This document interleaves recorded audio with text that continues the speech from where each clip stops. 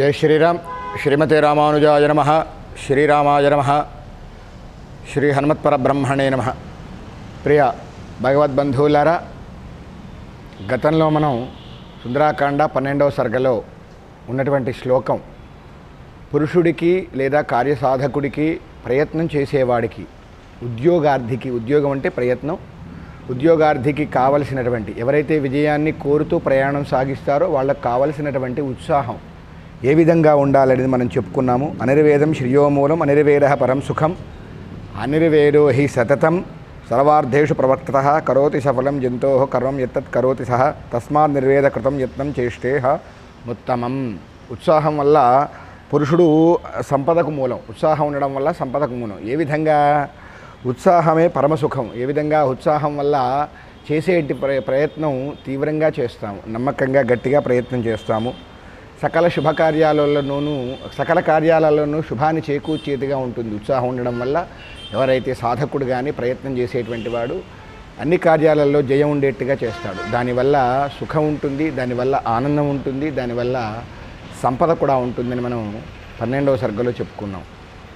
ఆంజనేయ స్వామి అటువంటి యొక్క ఉత్సాహాన్ని ధరించిన వాడై అత్యుత్సాహంగా రామకార్యార్థి అయి రావణాసురుడి యొక్క నగరమైనటువంటి లంకా నగరంలో ప్రతి అడుగడుగునా వెతుకుతూ ఉన్నాడు.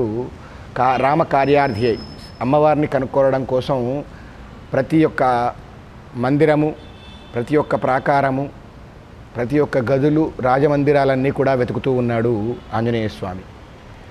వెతుకుతూ ఉండగా ఎక్కడ కూడాను యక్షకన్యలు, గంధర్వ కన్యలు, కిన్నెరులు, కింపురుషులు వీళ్ళందరూ కూడా కనబడుతూ ఉంటారు. రావణాసురుడు కొన్ని వేల మంది కన్యల్ని కూడాను అపహరించి తీసుకొచ్చి బంధిస్తాడు. కానీ దాంట్లో సీతా అమ్మవారి జాడ అతనికి కనపడదు. మరి సీతా అమ్మవారిని పూర్వం చూశాడా అంటే చూడలేదు ఆయన. సీతా అమ్మవారి రాముడి యొక్క విధానాన్ని, రాముడిని చూసిన తర్వాత సీతా అమ్మవారు ఎలా ఉంటుందో అతను మనస్సులో ఊహించుకొని సీతా అమ్మవారిని కనుక్కోవడం కోసమై వెళ్తూ ఉంటాడు. ఎక్కడ తిరిగినా, ఎన్ని ప్రాకారాలు, ఎన్ని దుర్గములు తిరిగినా కూడా అమ్మవారి యొక్క జాడ కనపడదు. అతనికి చాలా చింతించిన వాడే, నేను కనుక సీతా అమ్మవారి జాడ కనిపించకపోతే అక్కడ ఒడ్డున్నటువంటి లంకాను వెతుకుతూ వచ్చినటువంటి వానర వీరులందరూ కూడాను, అంగదుడు, జాంబవంతుడు, నలుడు, నీలుడు మొదలుగా గల వీరులందరూ కూడాను చనిపోతారు. తద్వారా సుగ్రీవుడి యొక్క ఆజ్ఞ నిష్ఫలమైపోతుంది.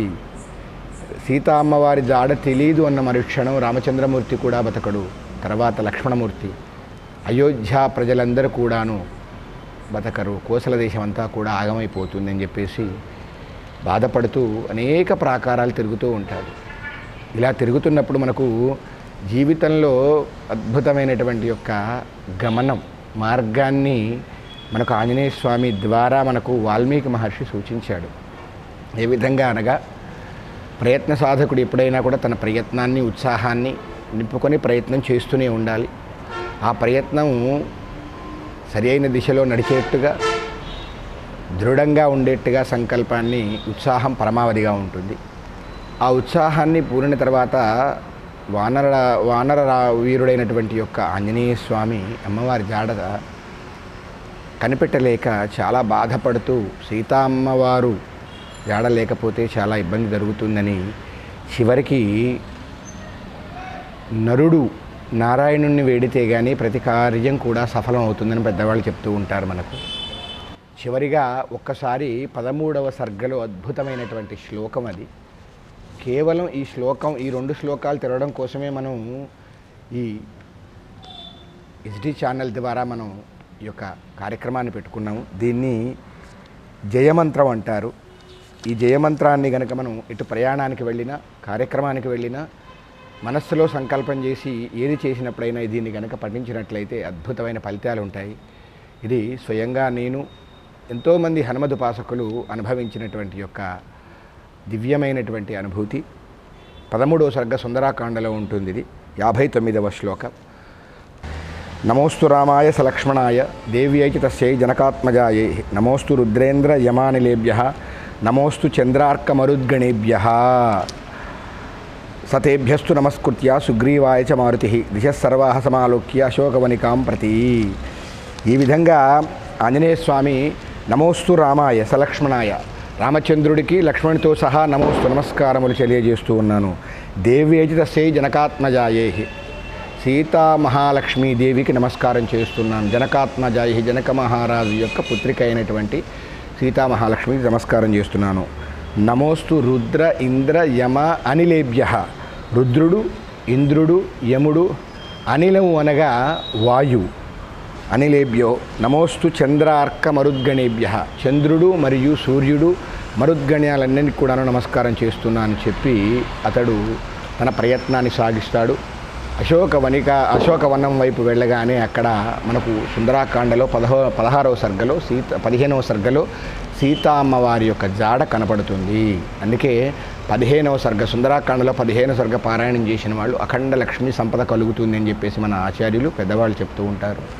అందుకే ఎవరైనా రుణబాధలలో ఉన్న, సంపద కావలసిన వాళ్ళు ఉన్న, తర్వాత గృహ నిర్మాణం కావలసిన వాళ్ళు ఉన్న వాళ్ళందరికీ కూడాను 15వ సర్గ పారాయణం చేసినంతనే, లేదా 15వ సర్గ చేత ఆంజనేయ స్వామి హోమం చేసినంత చేతని ఇవన్నీ కూడా సిద్ధిస్తాయని చెప్తూ ఉంటారు మన ఆచార్యులు.